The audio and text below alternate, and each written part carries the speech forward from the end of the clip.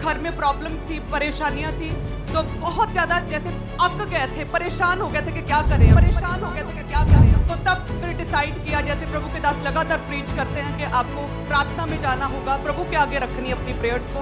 तो फिर मैं बैठी और उठी नहीं जब तक पवित्र आत्मा नहीं मिला, जब तक पवित्र आत्मा नहीं मिला।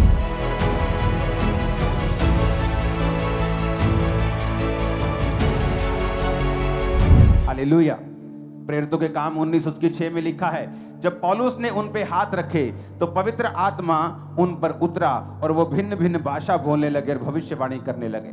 यूहन्ना 16:7 में लिखा है, तो भी मैं तुमसे सच कहता हूं, मेरा जाना तुम्हारे लिए अच्छा है, क्योंकि यदि मैं ना जाऊं तो वह सहायक तुम्हारे पास ना आएगा, यदि मैं जाऊंगा तो उसे तुम्हारे पास भेज दूंगा। यीशु मसीह ने कहा, मैं जाऊंगा जब जी उठने के बाद स्वर्ग में, तो मैं सहायक तुम्हारे पास भेजूंगा।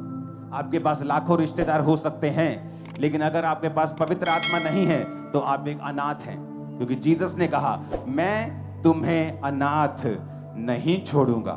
क्या कहा? मैं तुम्हें अनाथ, मैं तुम्हें एक आत्मा दूंगा, मैं तुम्हें एक सहायक दूंगा। इसका मतलब क्या? कि अगर वो आत्मा हमारे पास नहीं है तो एक अनाथ की तरह है। आपके पास लाखों लोग हो सकते हैं, लेकिन जब आपकी लाइफ में ऐसी मुसीबत आती है जिसका हल वो लाखों लोग नहीं कर पाते, वो पैसा नहीं कर पाता, लेकिन अगर पवित्र आत्मा आपकी लाइफ में हो तो वचन कहता है, जहां कहीं परमेश्वर का आत्मा है वहां आजादी है। जब पवित्र आत्मा मुझे मिला तो मैं जानता हूं कि ऐसे मेडिकल रिपोर्ट जो कहते थे कि मैं ठीक नहीं हो सकता, जब पवित्र आत्मा मुझे मिला वो मुझे गाइड करता गया, वो मुझे आगे बढ़ाता गया, मेरी अगुवाई करता गया, मुझे बताता गया किस तरह से मुझे परमेश्वर में बने रहना है, खड़े रहना है। और मैं सामर्थ्य से भरता था। जब वर्शिप होती थी तो कोई मुझे कई बार 4-4 लोग मुझे पकड़ते थे जब मैं किसी मीटिंग पे चला जाता था। सिर्फ मेरे को पकड़ने में रहते थे, कभी मैं इधर गिर रहा हूँ, कभी इधर गिर रहा हूँ। पूरा वर्शिप में मेरा ध्यान होता था, पवित्र आत्मा की भरपूरी मेरे ऊपर होती थी। और उसका फायदा आपने देखा कि जब पवित्र आत्मा से आप भरपूर होते हैं, आपकी लाइफ में फल आता है, फ्रूट आता है, रिजल्ट्स आते हैं, इंसल्ट जाती है, शर्मिंदगी जाती है, इज्जत परमेश्वर आपकी लाइफ में भेजता है जब पवित्र आत्मा आपकी लाइफ में होता है। तो मेरी वाइफ मेरे साथ कई बार एक्सपीरियंस अपना शेयर करती कि मैं जब प्रेयर रूम में थी, वो कितने घंटे प्रार्थना के बाद वो क्या था, वो जो बेसमेंट है जहाँ पर लगातार पूरे वॉलंटियर, सेवादार और चर्च टीम्स लगातार प्रेयर्स करती हैं शुरू से, जहाँ से मिनिस्ट्री की शुरुआत हुई, उस जगह पर मैं आई थी। और मैंने सुबह कितने घंटे प्रार्थना की थी? शाम तक 8 घंटे लगातार प्रेयर की थी। और क्योंकि वो प्रॉब्लम्स के कारण, यस, जो घर में प्रॉब्लम्स थी, परेशानियां थी, सो बहुत ज्यादा जैसे अक गए थे, परेशान हो गए थे कि क्या करें अब।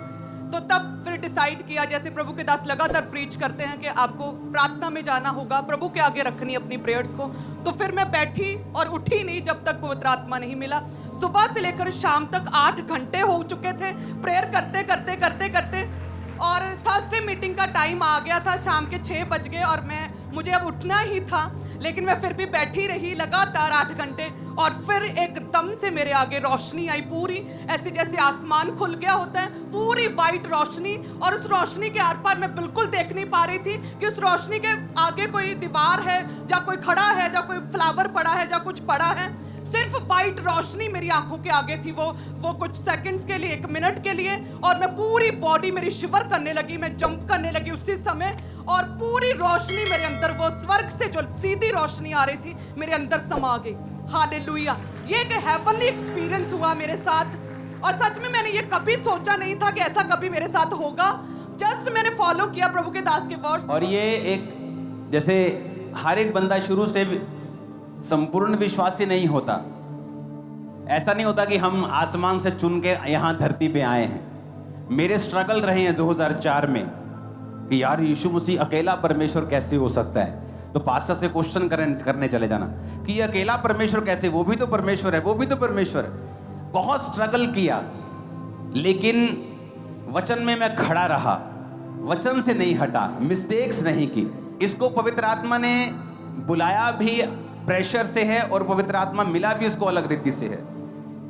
वो जब तुम्हारी फैमिली तुम्हें बोलती थी कि तुम्हें मसीह में जाना है, चर्च जाना है, और तुम बोलती थी मुझे नहीं जाना, और ईस्टर के दिन क्या हुआ जाना, मुझे खिंच चढ़ती थी जैसे। और ये पहले की बात है, ये पहले की बात, प्रभु में आने से पहले मेरी मदर मुझे इतना समझाती, मेरी फैमिली, मेरे फादर, मेरे सिस्टर्स, कि जाओ एक बार चेक करो जाके। मुझे खिंच चढ़ती थी, मुझे नहीं जाना, मुझे मत कहो, मैं नहीं जाऊंगी, संडे मतलब मेरी छुट्टी।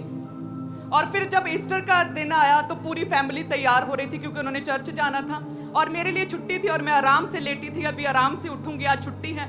और फैमिली तैयार हो रही थी, और जैसे ही मैं लेटी थी ये सोच के कि आज तो छुट्टी है, तभी एकदम से मुझ पर एकदम से पता नहीं क्या पावर आई कि मैं पूरी तरह से, जैसे जमीन भी फट गई होती है और जमीन के अंदर पूरी तरह से धंस गई होती हूँ मैं, ऐसे बिस्तर समेत मैं नीचे चली गई।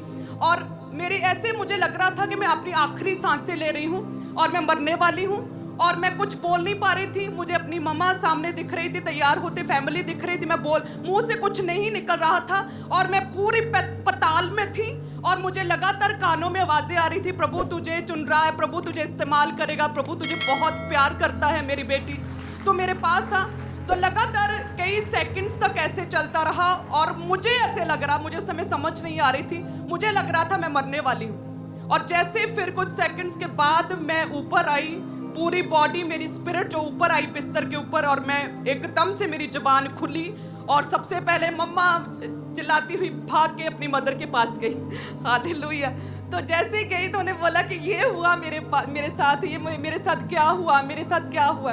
तो फिर उन्होंने बोला कि नहीं, प्रभु ने खुद इनवाइट किया, आज तक चली जा। हालेलुया। तो वो फर्स्ट डे, वो पहला दिन था, ईस्टर का पहला दिन था जब परमेश्वर ने खुद इसकी गिच्ची मरोड़ के लेके गया। हालेलुया। सो वो फर्स्ट डे मैं ईस्टर पर प्रभु के घर आई, और उसके बाद मैंने पीछे मुड़ के कभी नहीं देखा। हालेलुया, कभी नहीं देखा। और उसके बाद पवित्र आत्मा मिला, लाइफ चेंज हुई। बाकी की स्टोरी आपके सामने है।